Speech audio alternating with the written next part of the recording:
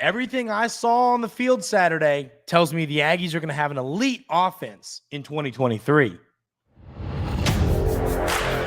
You are Locked On Aggies, your daily podcast on the Texas A&M Aggies. Part of the Locked On Podcast Network, your team every day.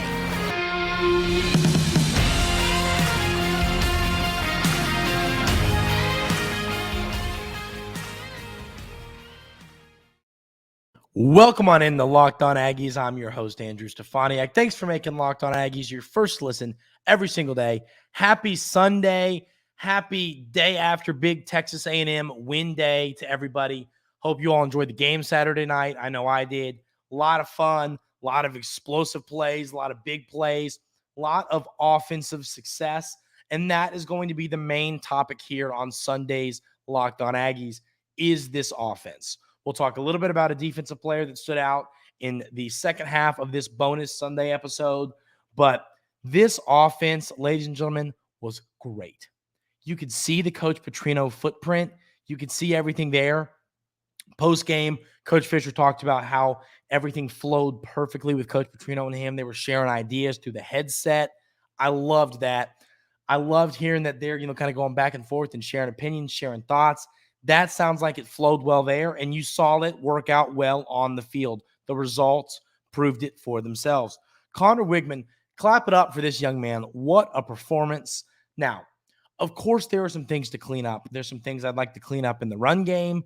There are some things I'd like to clean up in the on the defense and what Conner Weigman did. But at the end of the day, he looked really good. He's going to win you a lot of football games if he goes 18 for 23, 236 yards, and 5 touchdowns. If he gives you that every Saturday, you're going to win 9 games this season. He made some great throws, and he used his legs well. He showed that, and we talked about it. That's one of the reasons I liked Conner Weigman, to win the job over Max Johnson was the ability he has with his legs. He really is able to just take off and run. He did that. That was one of the first plays that really got me excited. Was there wasn't much going on downfield. So what did Wiggs do? He just takes off, and picks up. I think that was a 17-yard run. It was just a great play. He was making people miss. I mean, it was like, who is this guy? Is this Superman? Everything I saw from Conner Weigman, really did excite me. But like I said, there's stuff to clean up. But that's what this game was about.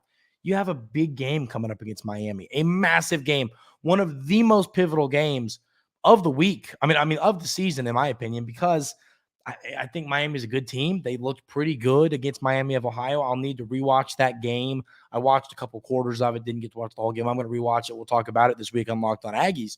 But, that's a good football team in Miami that the Aggies are going to have to take care of business at their place. So that's a big game. But that's why what I saw on the field against New Mexico was great for the Aggies because you were able to kind of get some of that rust off. Get yourself in a position where you're ready to go for this Miami game. Some teams don't get that. Look at LSU playing tonight. LSU doesn't get a chance to get the rust out of the way. They have to go straight into playing a top 10 team in Florida State. The Aggies got a chance to play a team to play a not so great team before they take on a pretty good Miami football team. And that is a great thing. So I think getting rid of that rust is a big takeaway for me. And then the running game, Amari Daniels was 7 for 51 for 7.3 yards a carry, along at 27 yards. Le'Veon Moss was 6 for 26, 4.3 yards a carry, and a touchdown. Reuben Owens was 7 for 25, 3.6 yards a carry. I was a little surprised by that. I thought we were going to see some better numbers out of Owens, but I'm not concerned about it. It was his first college football game. Conner Weigman was 3 for 22. David Bailey was 4 for 20. The big guy stumbling and rumbling. And then the wide receiver room. Wow. We have a lot of positives to talk about this wide receiver room. And we're going to talk a little bit about a defensive player that stood out coming up right here on Locked On Aggies. But first, I want to talk about our friends over at Athletic Brewing Company. Athletic Brewing Company is just, it's great product. Their non-alcoholic beers are some of the best I've ever had. They send a 6-pack, incredible stuff, tastes great. Athletic Brewing Company has completely changed the non-alcoholic beer game. They make non-alcoholic beers that actually taste good. Like I said, I tasted them myself. Really, really good stuff. Absolutely loved it. I can't wait to get myself more. Great, great stuff. It's just like I said, you gotta check out these non-alcoholic beers, these brews. It's such good stuff. I was really excited to give it a try, and I was pleasantly surprised with how good it was. You can find Athletic Brewing Company's non-alcoholic brews at a store near you or buy online at athleticbrewing.com. First-time customers can use code Locked On to get 15% off your first order. That's code LOCKEDON at checkout for 15% off at athleticbrewing.com. Just great stuff, ladies and gentlemen. You've got to go try it out. Head over to the website, athleticbrewing.com. Great brews, great taste. Go check them out. I promise you will not regret it.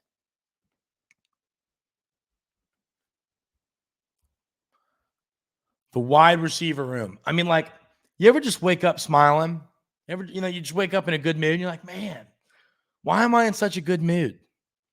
I'll tell you why I felt that way this morning. It was because what I saw from Evan Stewart and Noah Thomas. My goodness.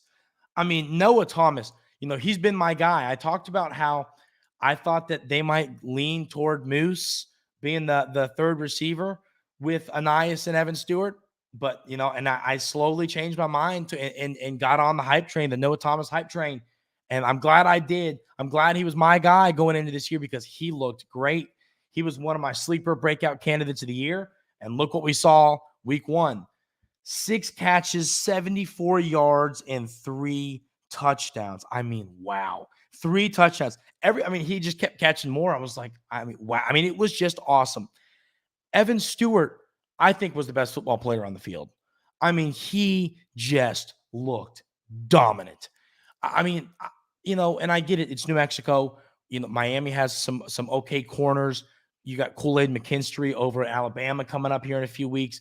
There are some good corners that you're going to see Evan Stewart matching up with. So we'll really get to see what he's got.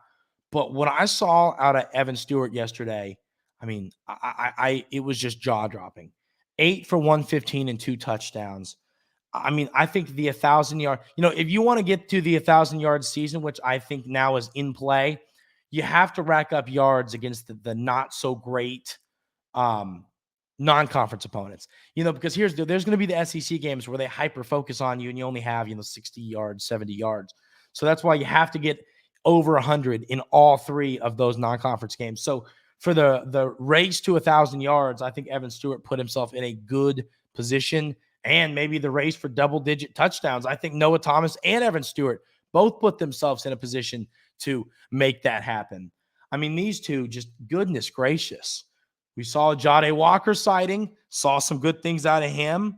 He had 3 catches for 31 yards, a 10.3 yard average per reception.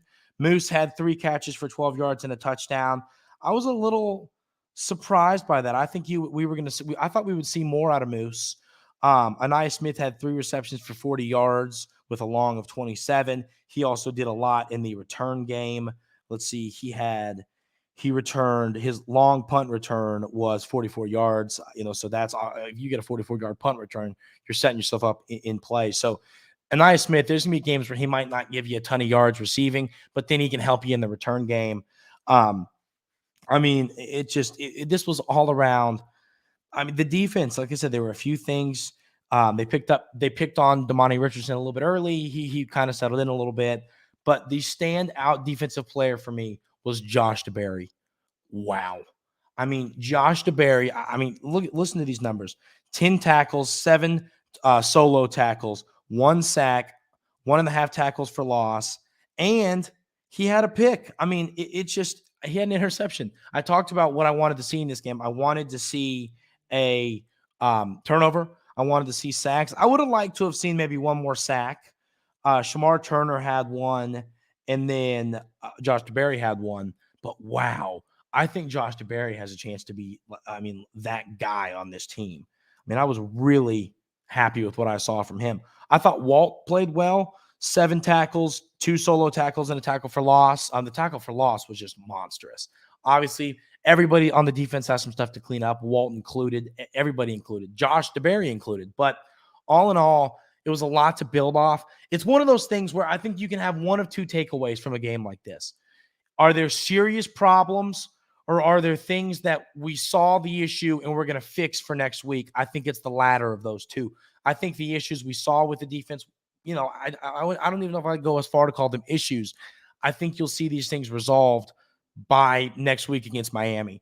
So I feel pretty good about this Texas A&M defense, and I feel really good about this Texas A&M offense. I'm just excited, y'all. I mean, I'm excited to see what pans out here. I think this team's going to be special. Now, we'll know for sure against Miami. If we go out and blow the doors off Miami, I feel very confident in how special this Texas A&M football team is going to be. But all in all, a lot of positive takeaways, a lot to be excited about. Also, York got to start at linebacker. I was a little, I don't know, surprised is a strong word, but excited. I always say when you see a young man come in and get a start like that, that means that they're doing something right. York was doing something right to earn that. Good for him. We're going to see how he develops, how this whole defense develops. A lot to be excited about for this Texas A&M football team. That is going to do it for this bonus episode, Sunday edition of Locked On Aggies. We will have one of these little 12-minute post-game recaps after every football game for you right here on Locked On Aggies. Monday's episode, we'll get more in-depth in the game, takeaways from the game, what I liked, what I didn't like, what needs to get better. We'll have all that coming to you on Monday's episode of Locked On Aggies. Everybody enjoy your Sunday, enjoy your holiday weekend, and enjoy the football game tonight. Florida State, LSU should be a good one. Have fun, enjoy some family time. Have a great rest of the long weekend. We will see you on Monday.